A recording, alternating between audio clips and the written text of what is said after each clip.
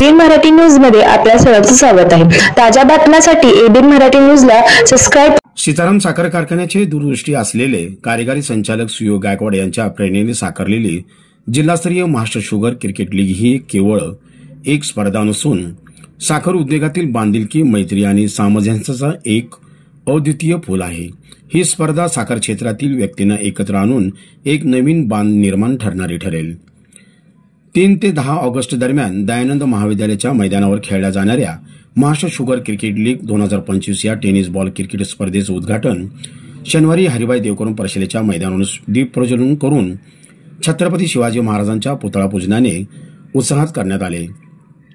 त्यावेळी आमदार आवताडे बोलत होते। अध्यक्षस्थानी माजी आमदार दिलीप माने हे होते।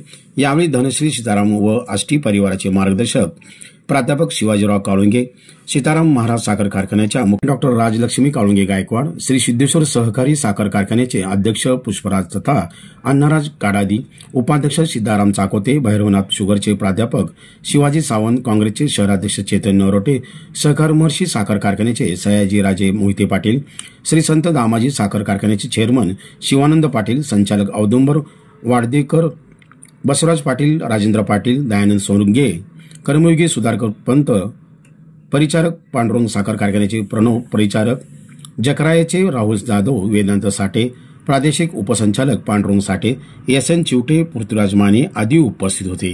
प्रारंभी सीताराम व आष्टी शुगर परिवाराचे कार्यकारी संचालक सुयोग गायकवाड यांनी प्रास्ताविक केले। यावेळी विजेत्यांना देण्यात येणाऱ्या ट्रॉफीचेही अनावरण करण्यात आले। यावेळी प्राध्यापक शिवाजी सावंत, प्रणव परिचारक समाधान काळे, पृथ्वीराज माने, आप्पासाहेब खोळे यांनी मनोगत व्यक्त केले।